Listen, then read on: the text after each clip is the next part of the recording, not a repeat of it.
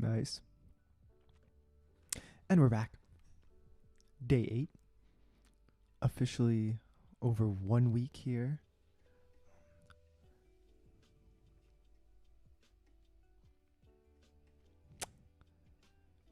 Welcome to Applied Bayesian Data Analysis, or that's the name of my art project. We're doing Bayesian Cognitive Modeling. Let me get the book. Where do I even keep the book? I think I keep base stats. Yeah. Welcome to Bayesian Cognitive Modeling, a practical course where I just go through all of the exercises in Wagenmakers and Lee's textbook, and I explore how to both read and interpret outputs from JAGs, and sometimes when I remember, I'll do STAN. Yeah, and I hope in the future that I can work on more problems directly related to the types of cognitive process models that I'm interested in, particularly drift diffusion models, which I won't speak about right now, but it is the influence or focus for why I'm choosing to even go down this path of exploring learning how to do these things in the first place. So exciting stuff. I'm very motivated and excited to learn how to properly interpret, specify, and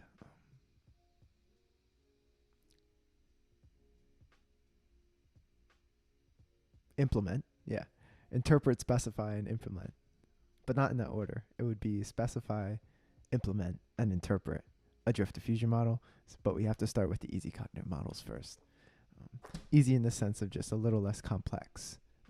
Over time, I hope to build up to more challenging models. Once again, challenging in the sense of just harder to do all those steps. That being specify, implement, and interpret.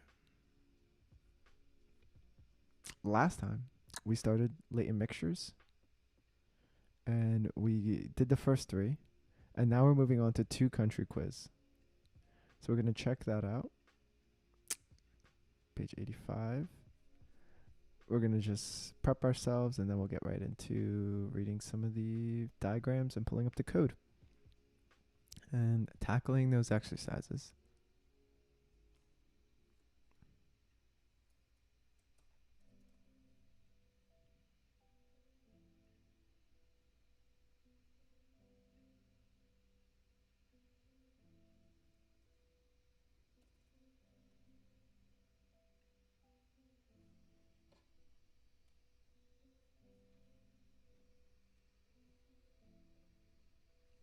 Cool.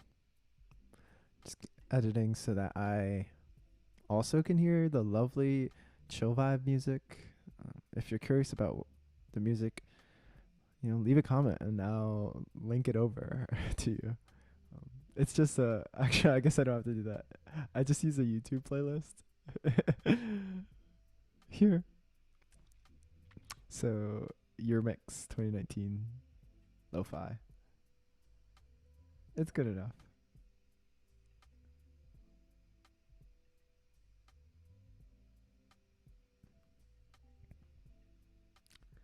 Oh, I'm also gonna need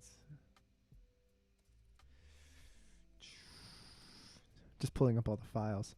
I really try to start right around 2. I was a little behind today because I'm actually started working on a project where I'm trying to fit these drift diffusion models, but I'm learning as I go here. So as I learn how to do the fitting procedures here in WinBugs and Stan or Jags, Jags and Stan, I'm fitting the drift diffusion models in this package called HDDM, which is a Python package or set of module of sorts that helps do these procedures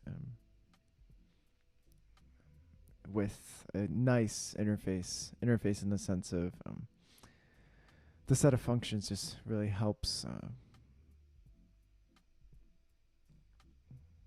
run the complex specifications easily, or it just helps with implementation of the models. Not interpretation, though. You have to do that. Still have to learn that, and that's why we're here. Though I hope in the future to move over from doing that, using the Python package, to just running the drift diffusion models in R rather than Python, though I'm just not sure how to do it yet. I messed around with a couple packages, something like stan DDM, but it's not clicking for me yet. I think once I get a little more exposure, I'll be able to write up some of the stan code. So they write it in, they use stan, obviously in the name, stan DDM, and the challenge with that is I'm not that familiar with how to write stan code, and the stan code, particularly for the drift diffusion model in this case, is very involved, and having no experience, it's not clear to me what I would change in order, using their template code, in order to specify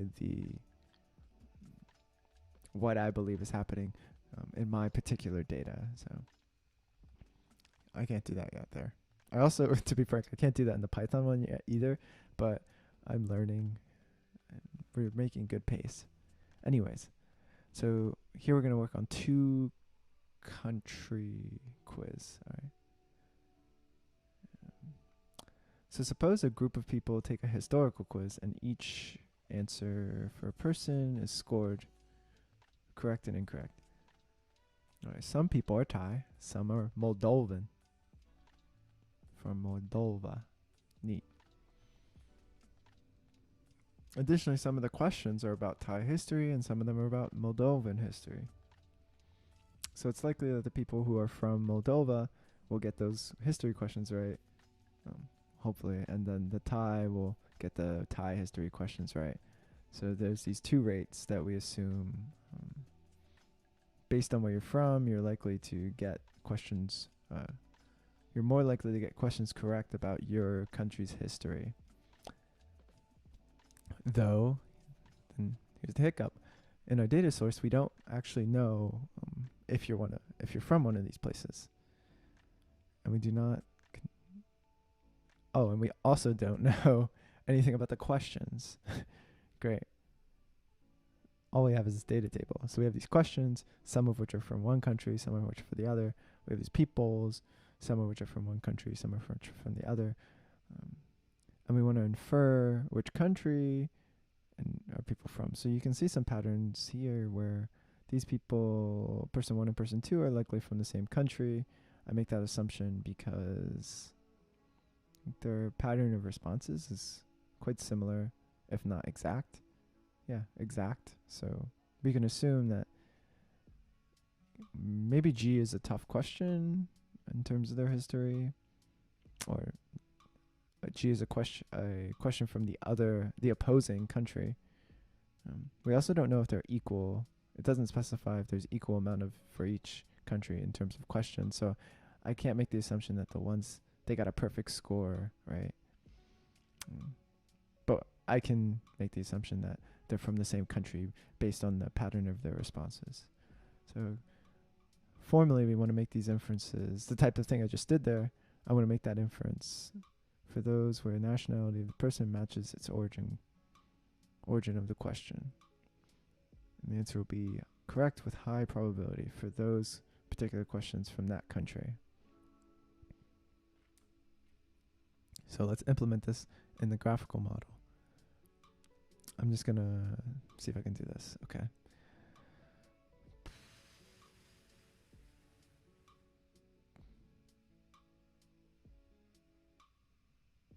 Bernoulli. So the probability of the J question, probability of X question, or X person,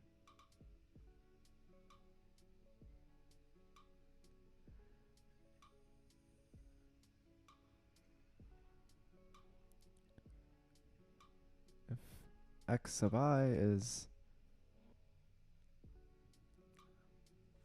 it's discrete. It's a square, right? Okay, so it has to be an indicator for country, maybe. And this has to be an indicator for country as well. And if they're the same, then we're going to assume that the rate of success is alpha. And if they're not the same, then we're going to use the beta one. And we're assuming this is 0 to 1, but this one is bounded. So this is the correct response. And we're letting it be anything. But this one is bounded by the value of this one, which is this just to say so that they don't overlap. So this one's never going to be in the range of what this one is, to ensure that we don't get any leakage when we estimate theta for a given person for a given question. And then these are going to be the, where's the data set? The correct or incorrect. So whether they got it incorrect or correct, it's Bernoulli distribution at this rate for a given person for a given question. So we're inferring these latent indicators and these latent success rates. Cool. Let's see.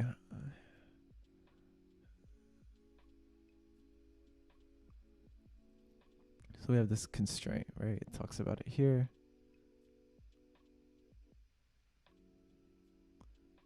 It's just talking about this specification where we had one of the ranges for our uniform distribution be equal to one of the parameters that we are defining. So we're defining a constraint on the basis of another parameter. And this is just, it says like a clumsy way to specify a joint distribution. Interesting.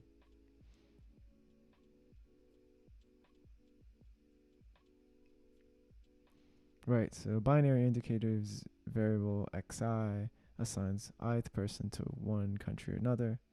Cool, so xi and zj are going to be the information we're interested in here, because it's going to tell us which person or which people's patterns of responses are similar enough such that they were they were clustered together. This latent mixture portion that we talked about. All right, so we have the code here, and now I'm just going to go open the JAGS code, and we're going to get right into the questions. We've done some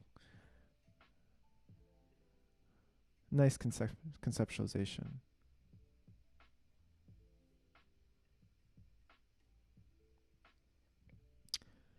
All right.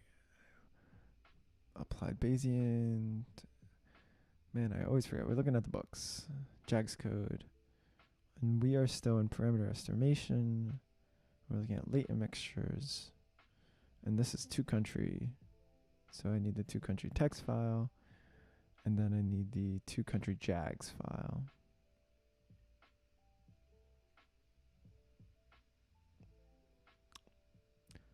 And then I'm going to use my handy dandy new shortcut I learned to open up a new source so that I can compare like that.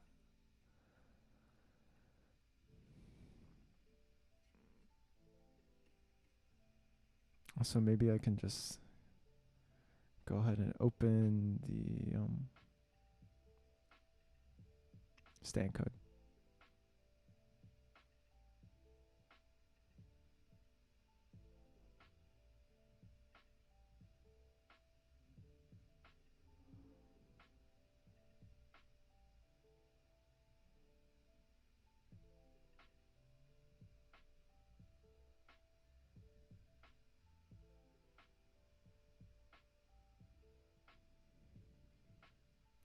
Oh, so just so you know, Stan could not do this. This is an instance where Stan just actually wouldn't be able to implement this sort of model. This double mixture sort of thing is not in the Stan wheelhouse. So we're going to set our working directory. Excuse me. And we're just going to read. Let's see, let's run this first. Initialize this plots. Cool. Let's get a printout too. Print samples.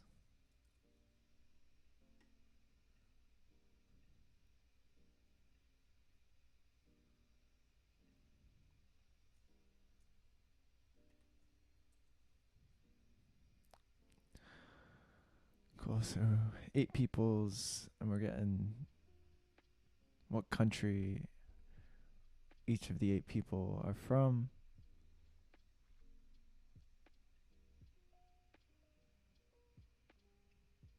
As expected, 1 and 2 are from the same country, but question 1 and 2 are not from the same country, or at least that's what the data would suggest. Let's also take a look at right here. Okay. And so the success rate for a given question for a given person where the country of origin correspond with one another is pretty high. However, it's not likely at all an individual would get a question correct, which was about the history of a country that did not correspond to the country that they were from. That's what this says.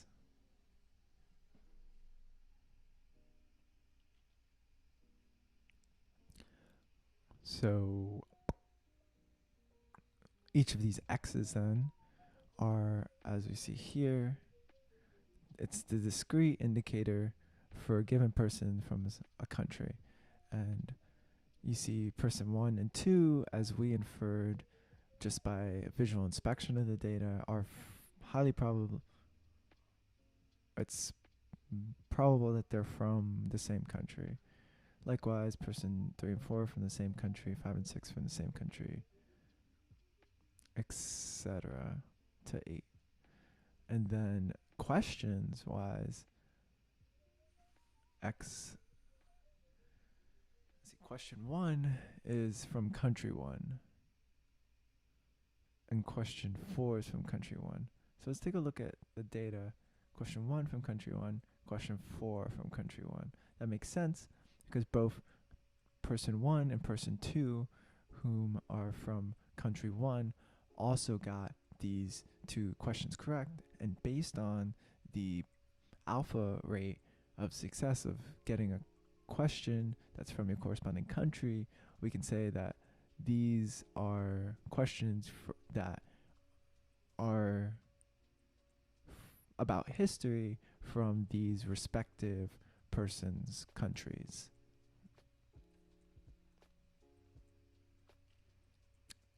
As much as I don't like this little plot, this might help down here too. You just see that this is showing that we have equal 4 and 4 from each country, and we have history questions about 8 history questions, 4 and 4 from each country. Nice little even that. Okay, now let's read the code here just to make sure we're doing that. So model. So this is the prior specification for the alpha rate when the countries match, which is just a uniform distribution from 0 to 1. Beta, this is that sort of ghetto way of specifying a uniform distribution or a joint distribution between alpha and beta by restricting the range like this. Now we use a for loop, and this is to create the indicators. So this one is an x here being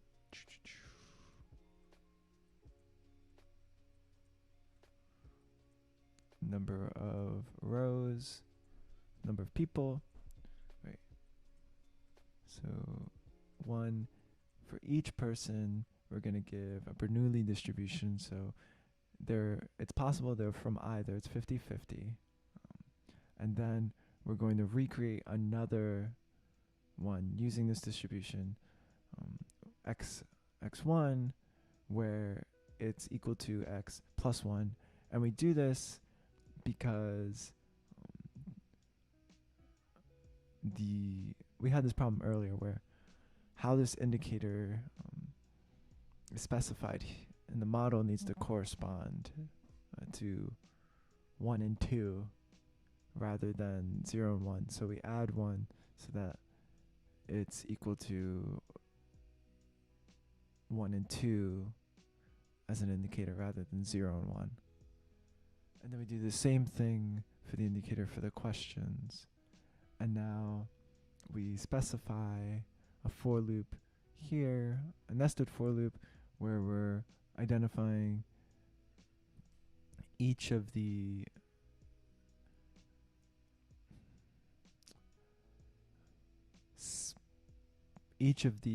success rate distributions that are going to correspond to either being distributed by alpha or by beta. And so, right, so we determined data here.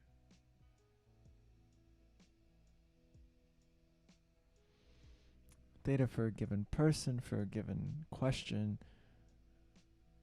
1, 1 is equal to alpha. Data for a given person.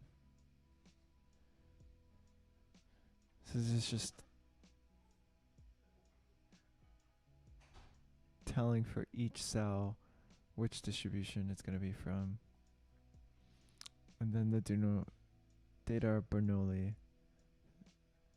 So for each person, for each question, the data are going to be a Bernoulli distribution with theta, and then the Bernoulli with the specifications. So Z1. So the things we specified here with the 2 indicators. So 2 different rates, right?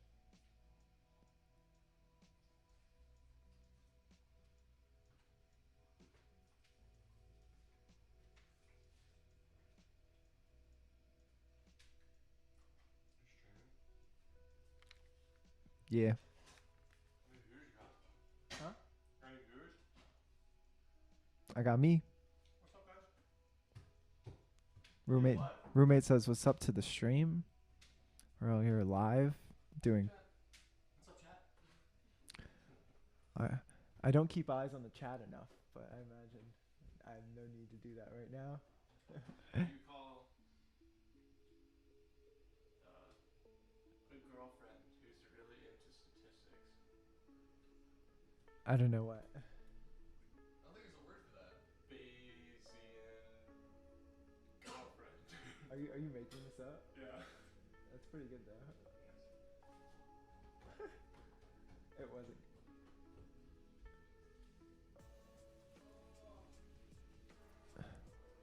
My roommate's got Bayes jokes. It's funny. As in Bay for girlfriend into statistics. Let's get through the exercises. Oh, okay. So the first one here says interpret the posterior distribution for x sub I, z sub j, and alpha, and beta. Do formal inference agree with your intuitions? As we spoke about before, yes. Where the success rate is high for questions that correspond from the country, low for questions that don't correspond to the country, and that these individuals are from the same country of origin.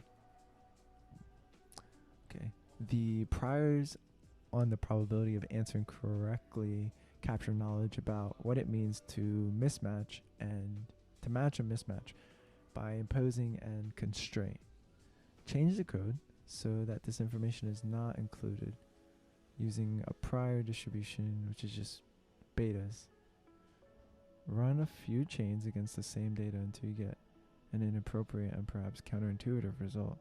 The problem that is encountered is known as model indeterminacy or label swishing. Okay. So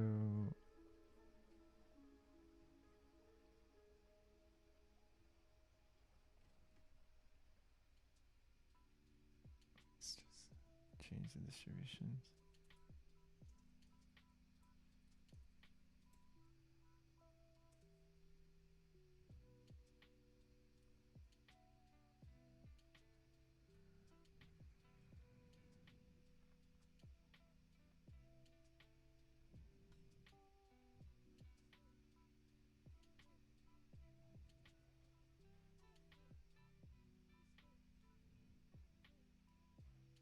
There we go. Weird. We got an alpha really low and a beta really high. So this is related to they called indeterminacy, model indeterminacy, because the distributions can be overlapped. Interesting. So why could this come about? So build an intuition why this could come about.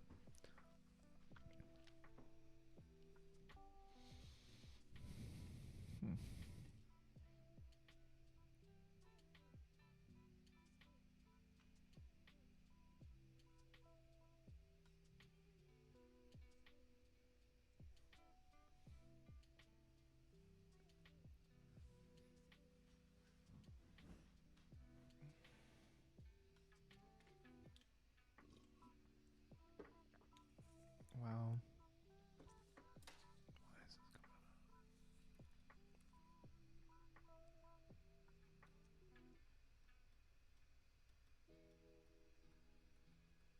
The only thing I can think of is that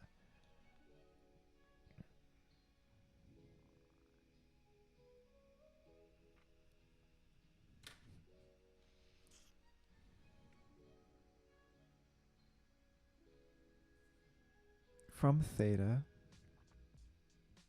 while we have specified within theta that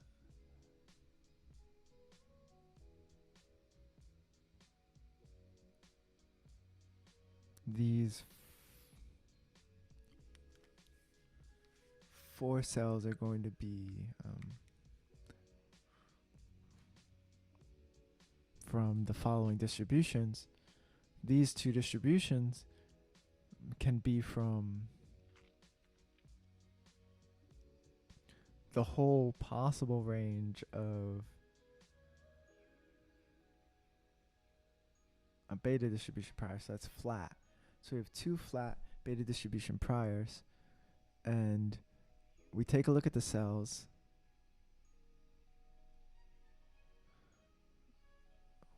Theta 1 1 being corresponding to alpha, but there's nothing about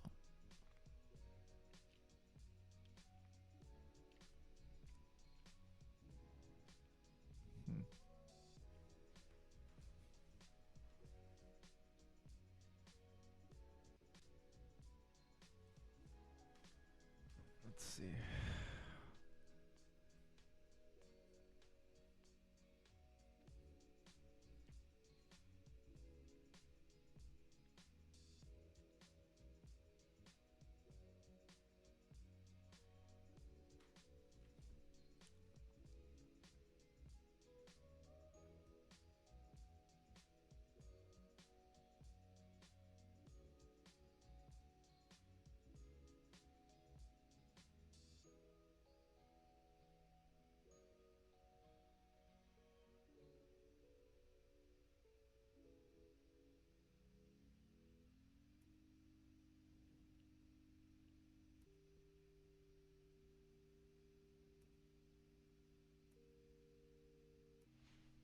Let's see. So there's nothing stopping the model from. So beta is still equivalent to the success rate when they're equal, but we had to kind of guess that, right? In the prior specification of the prior, in the last specification of the prior, we created a constraint where we could ensure that our interpretation of the two posterior distributions corresponded to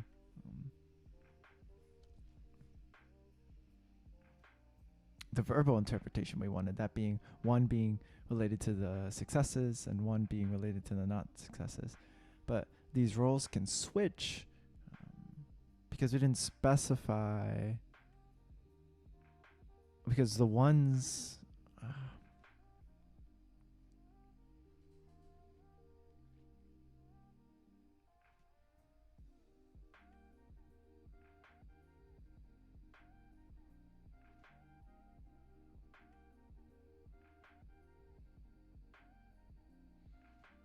so it's just defined the same, statistically defined the same,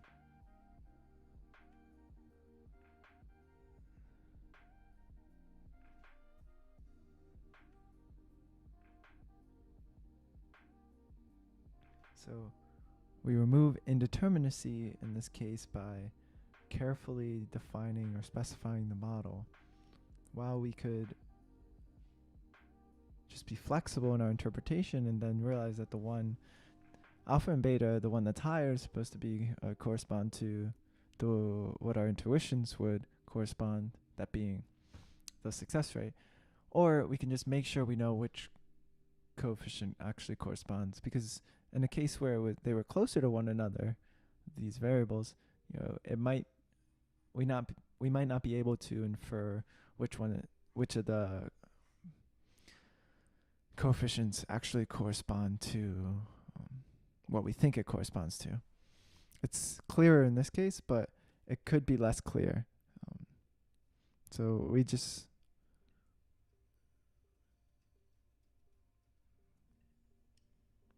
stick with doing it this way. Boop. And then we can be sure what each of these represent. So it's a specification thing.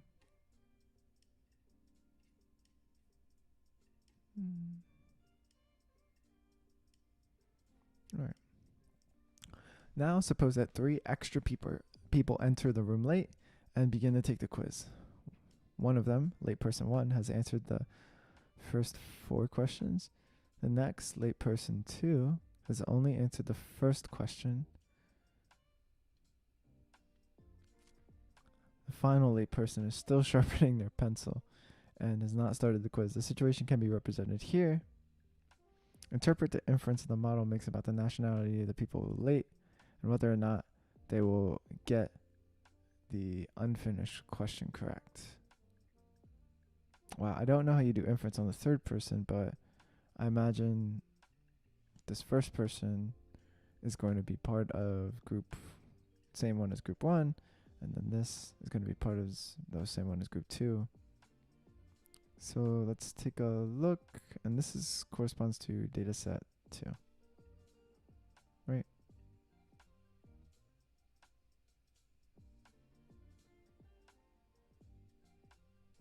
Just make a data set 2.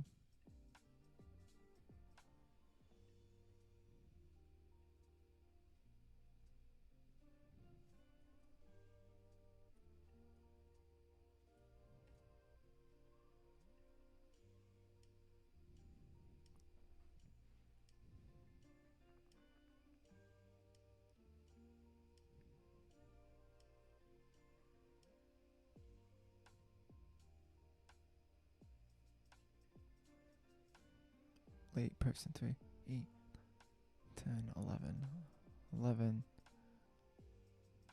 Person 11, 50-50 chance. Person 1, we just, even with the data that we have, we can put this person in a category. Person 2, as we said before, it's probable because they got that first question right. Incorrect. They're going to be from the second country. And then person here, we have this 50-50 kind of uncertainty about where they lie. And that makes sense because we have no information in order to make some kind of inference about where this person is from. So that's what these additional 3 X's are. These are equal to questions, right? So 8 questions. So these are equivalent to the missing values. So for late person 1, NA, we are just missing 4 questions. Late person 2, we're missing 7 questions. And then late person 3, we're missing all the questions. So this is just indicating the probability of each one of these responses corresponding to correct or incorrect. You can see for late person 3, we have this just hovering over 50% for all the questions, because we don't have any information about what might be a informative pattern of responses for that given subject. We have no information about them. Finally, suppose that you are now given the correctness scores for a set of 10 new people whose data were not previously available, but from part of the same group of people we are studying. The updated data is 6.5. Interpret the inferences the model makes about the nationality of the new people. Revisit the inferences about the late people and whether or not they will be unfinished. Listen.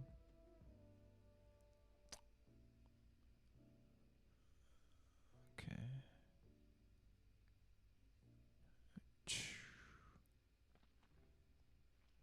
We got the 10 new people. We have the people we already had.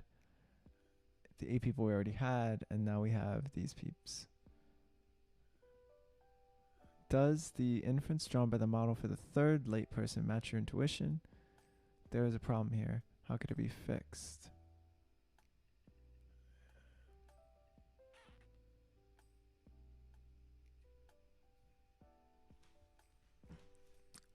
Alright, let's open.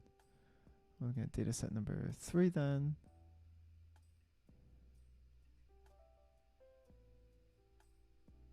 We're going to data set 3. And if we're doing data set 3, we get the lates. And we're going to use any text.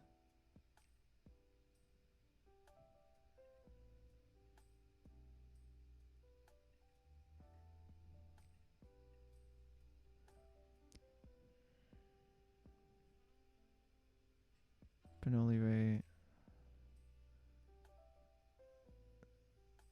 All the same.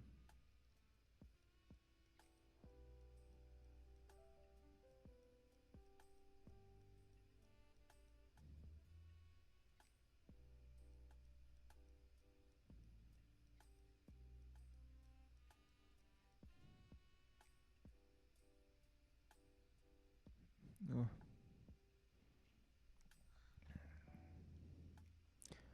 So let's look at that second. So here's the alpha rate. Here's this rate. We have these 10 subjects, all of which seem to be from country 1.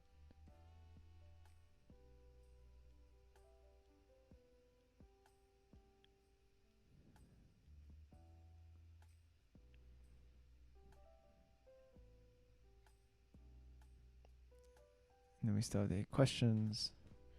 We're quite confident about which questions correspond to each of the countries. So question 1, 4, 5, and 8.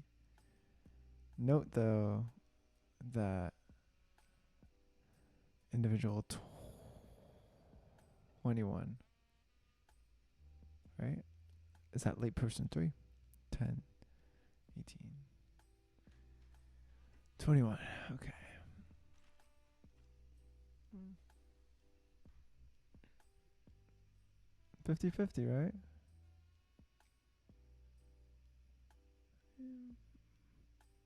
What it wants me to think that, because I have so many samples of person from a single country, it makes sense then to infer that this person is also from the country that people tend to be from. Maybe, but that doesn't seem to be the case here.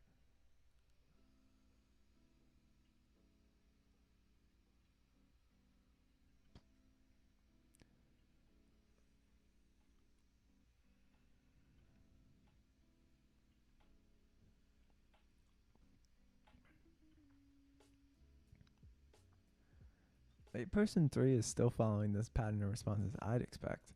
So maybe I'm just not exactly. Revisit the inference of the late people and whether or not they get the unfinished. Does this inference draw from the model of the third person match your intuition? There is a problem here. How could it be fixed?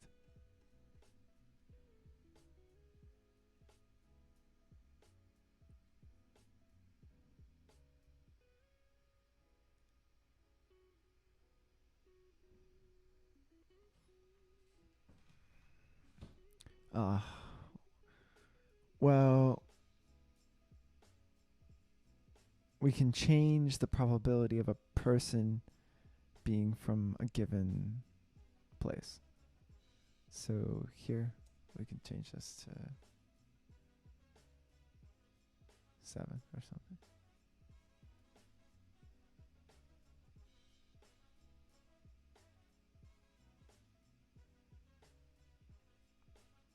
There. It's a little higher that they're from this place. And then that also... Oh no. Did I mess up my inference? Maybe I should change. Right. To 3. Right. So give me the direction I want.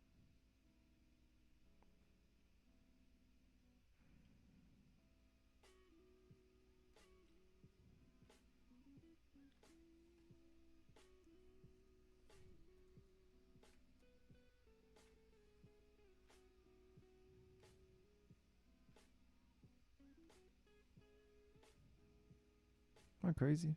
What did I do wrong? I was just getting 1s for all those.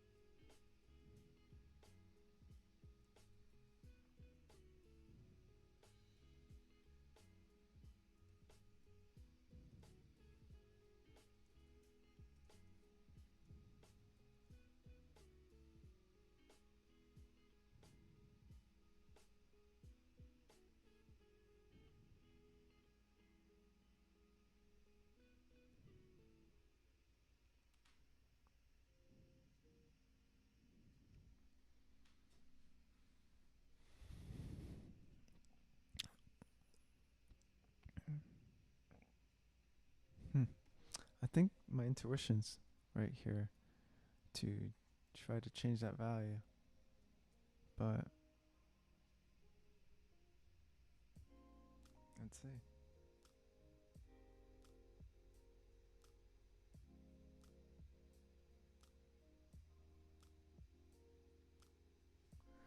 New people are all classified in the same group as peoples 1, 2, 5, and 6. However, a late person is still equally likely to be classified in either group.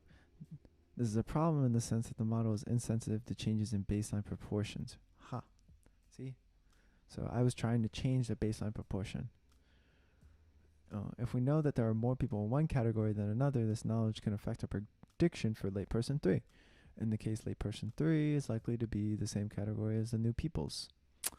So we extend... I see. So I'm doing this wrong.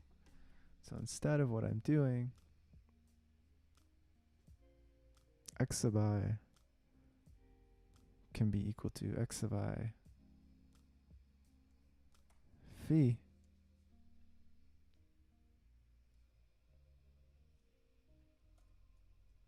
and phi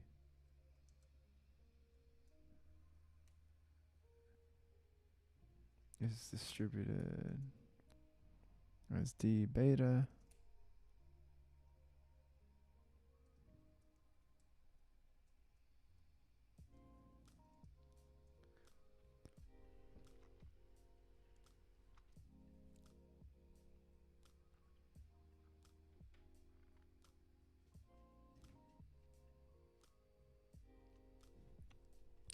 So this is gonna, phi is gonna be, rather than 0.5, we're going to use some estimate of the baseline here, phi, and then we're gonna use this estimate in our Bernoulli distribution.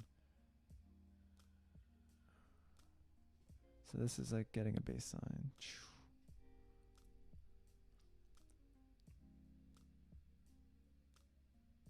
So now the person 21, see, it's more likely that they're from group 1 because we've seen more people from group 1.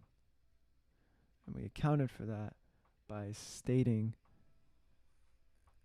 a uniform prior on phi, where the probability that one person is from one group or another is uniform. Rather than specified at 0.5, we have it can be any value. And then the data tells us which value is baseline, makes for a good baseline. So we're letting the data tell us which is a good value for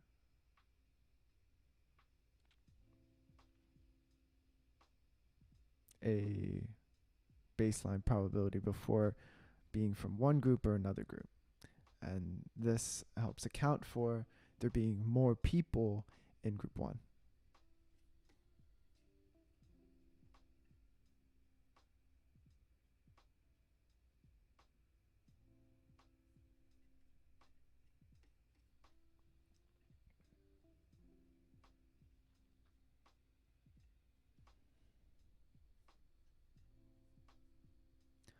Assessment of malingering.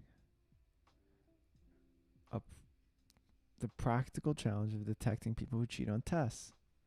Wow, test-taking cheaters, known as malingering. And we're going to be looking at a real data set.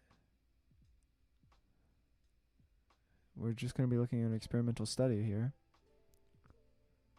with 22 subjects. From this paper, we can go actually even pull up the paper.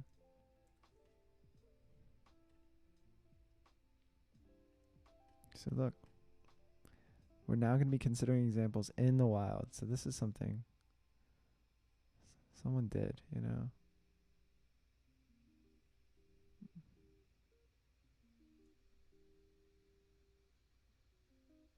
Oh, I know.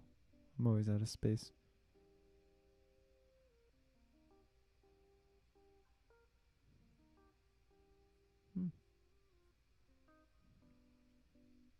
Here's the model they use in the paper, which I'm sure we'll work our way up to. It's probably not the model we'll look at right away. But look, this is a real thing they used in a paper. I'm not just doing all this for no reason. I'm going to be able to use this and actually answer scientific questions that are publishable. Like we have estimated mu's and precision for each of the two groups, it looks like. And we determine this one based on this one. And this also gives us a difference between the two, all inferred from this value. Okay. Subjects. Cool. And that's 2012. So let's talk about this example. And it looks like this is a more simplified example of what they did in the paper, but we might work our way, or it seems like we're going to work our way up. Exciting. So they experimentally manipulated people. They told some people to do their best, and they told some people to deliberately do poorly. So this is going to help us see what it would look like if someone tried to perform poorly explicitly, which helps us capture a cheater, because a cheater is also trying to perform poorly on purpose, because in this case you could get some financial compensation from your insurance company if you performed poorly on this test, this memory loss test in this case. So we want to identify the people who are bona fide and people who are cheaters.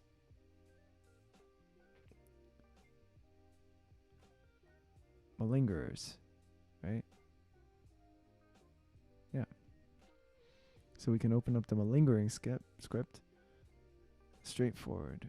We assume that bona fide participants have the same ability and set phi, set B, answering a question. For malingerers, the rate is correctly given, where this should always be larger than this, right? Because these people are intentionally getting questions incorrect. These people are just answering questions.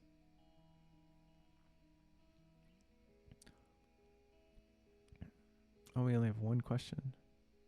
So let's go open the scripts then.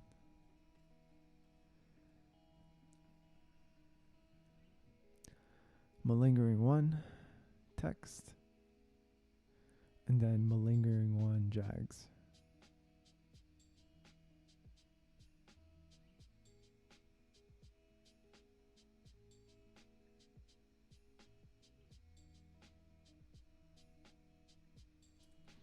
And you know I want the printout, but you never write the printout in your scripts.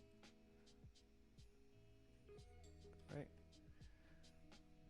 So for each person, we're going to make a indicator, a latent indicator, with a probability of belonging to one or two groups equal to 50%. And then we do the trick here. And now psi, so for group 1, is uniform from 50% to 1. So we know that the probability of answering a question of success is above 50% chance because they're bona fide. They're not cheating. They're not trying to get things wrong. And it's not like the test is hard. But it could be hard for someone with a deficit. It could be fairly challenging as a neuropsychological assessment here for someone with a memory deficit. So psi 2 then is going to be distributed uniformly from 0 to psi 1. So this is just indicating once again that we have this, like the last problem, restriction of range so that these things don't overlap so that we don't get model indeterminacy. And now the data here is binomially distributed. So for each person, we're going to have a theta where psi is going to be from a given group following these two distributions. And then we have k, which is the score, which is binomial with success rate theta here, and the total number of folks. The total number of folks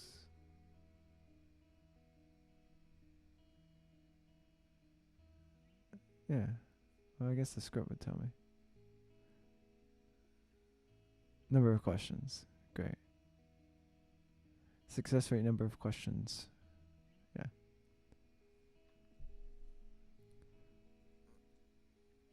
Let's take a look.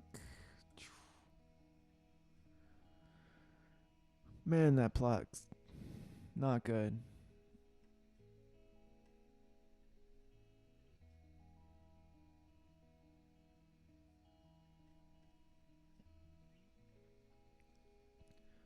So, bona fide group, psi 1, they're getting them right. Psi 2, it's about 50% chance to get it right. And so for each of our 22 subjects, length p, right? P, 1p, 1p. Yep. So for each person, then we get a z. And z here is our clustering indicator. So the first 10 people, as we saw in our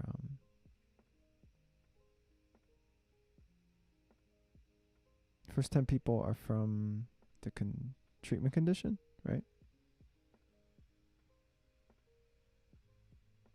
First 10 participants are bona fide, next 12 are malingerers.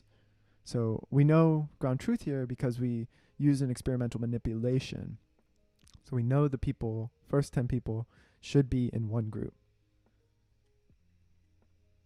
Like so. And they are. However, sometimes cheaters get assigned to the other group. As you can see here, subject 14 and 15 didn't get caught as cheaters. So there's something about their particular score that made it so that wasn't the case. So they got 44s. Looks like 44 is pretty high. In fact, 44 is almost a perfect. A perfect is 45. So they looked more like they were bona fide. Or at least they scored like they were bona fide. What are your conclusions about group membership? Do all the participants follow the instructions? It looks like these two participants didn't follow instructions because we know that they were instructed to, quote,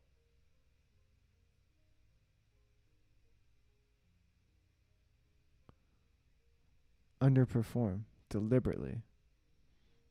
And they got 44 out of 45 correct. Talk about overachievers. I mean, they underperformed by 1. So that doesn't follow.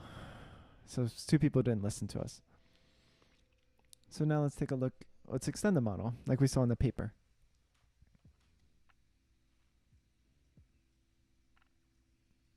And I'm going to have to cut it short today. So I might only be able to do one more because I actually have class. Naturally, the class is my Bayesian analysis class. So it's not like I'm not going to be thinking about this in class too. But today we're actually going to be going over some of the sampling techniques that are operating underneath the hood as I do these sorts of problems right now, or these toy examples. Right. So let's just try to answer.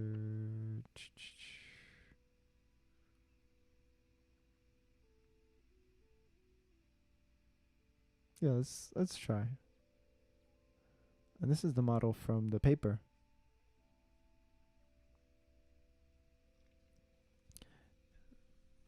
It seems restrictive to assume that all members of a group have the same chance of answering correctly. So now we assume that the ith person in each group has a unique rate of answering the question correctly.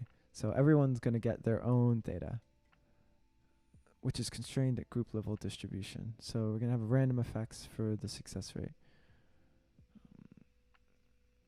However,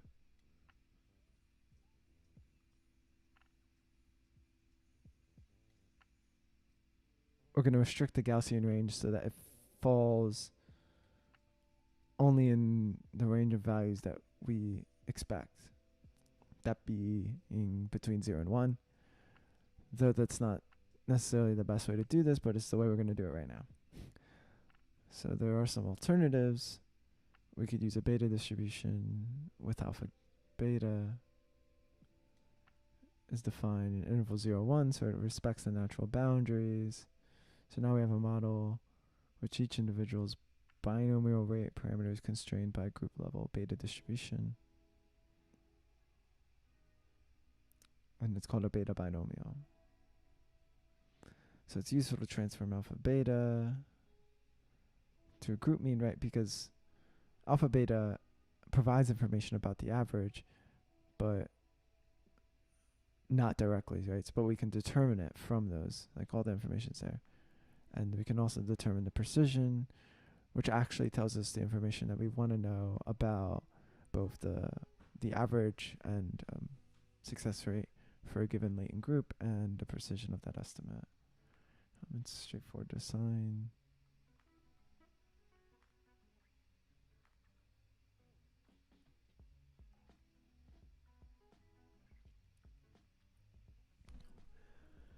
In this approach, we define the model additive combination, so a difference parameter. We're going to use logits here. Logit M is logit B minus D minus the difference. So we estimate the difference between the two. We take the difference from one of them, and that gives us the value of the other. And it's custom. It's just like convention to do it this way for beta binomial models. So we have to do this logic transformation, which I assume we're going to do within our JAX code.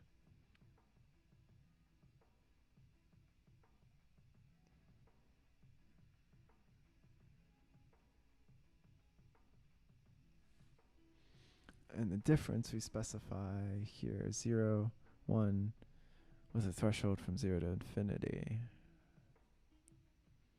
So we only have positive values.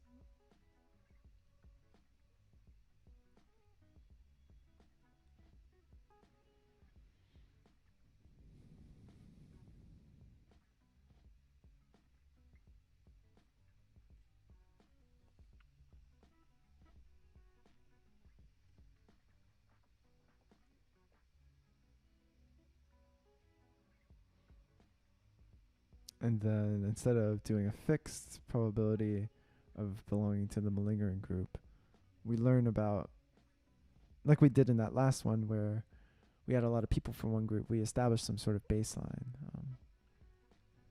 from the data itself. So let's take a look at the stand code.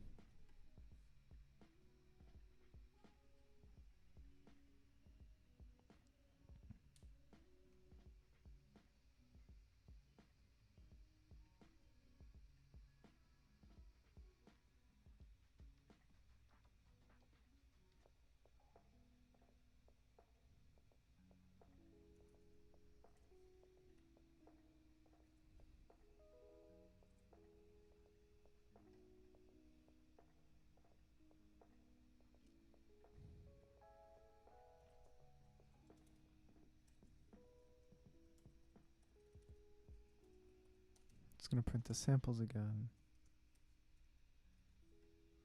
Alright. And that works. Takes longer.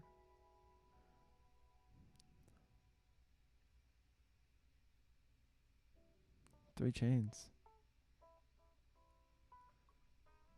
Oh, we're straight doing it. Nice.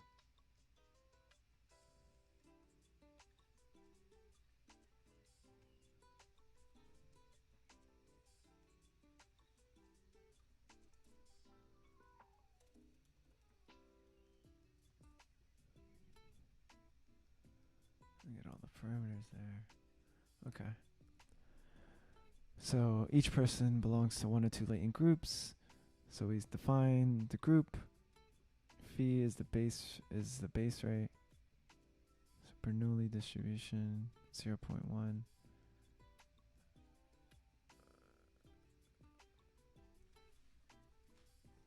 Beta distribution 5.5.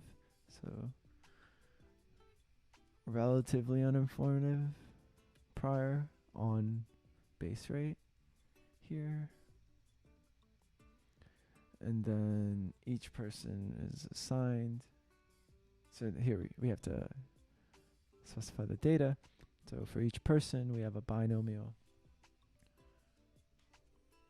For each person K, binomial from theta, and then the group they're in, and the number of questions. And then here are the two rates for each of the groups.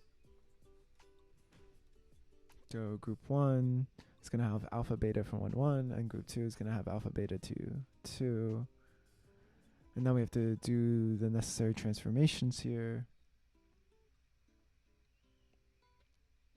Since we have alpha beta, now we can determine the estimates for the other variables we want. So alpha 1 is mu bona fide times lambda bona fide. beta 1 lambda bona fide 1 minus mu bona fide.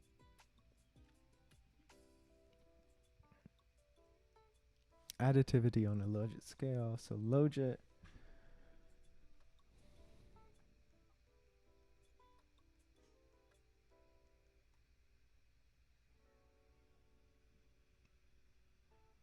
what is this? Mu mole.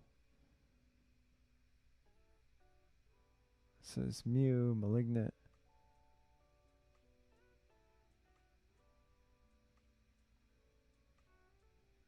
Which is determined from mu bona fide minus mu difference.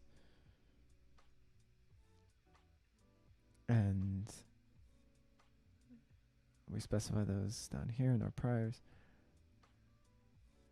So then the two alphas and betas for our second group are here, doing the same thing where they're made up of these values. So that's how we calculate alpha and beta for our theta.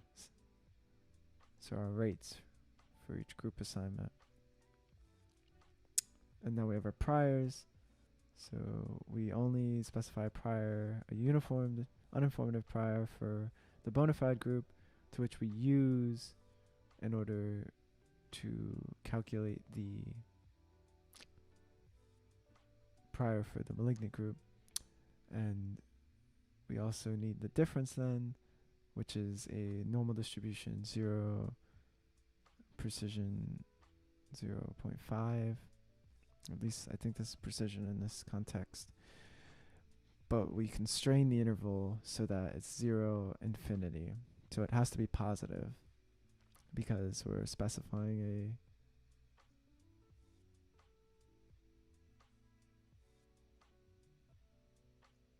it's one direction, I think, right? Ooh, I start class in like 3 minutes. And then we just specify our lambda distributions for each, which are uniform distributions, equivalent to these values, average.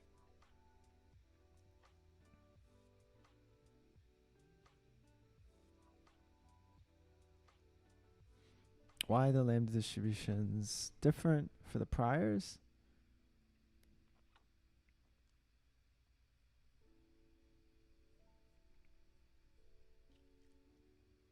Good question.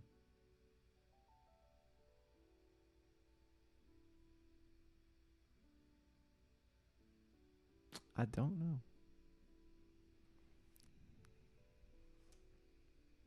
Well, the lambda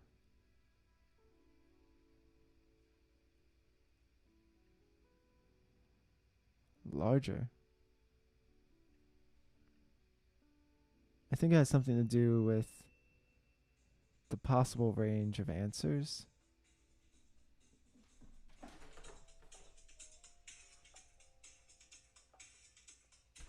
Got class.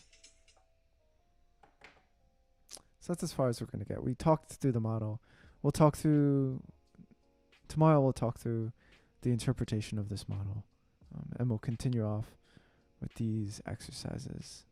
Oh, and look, one of the questions is why the prior is different. That's interesting.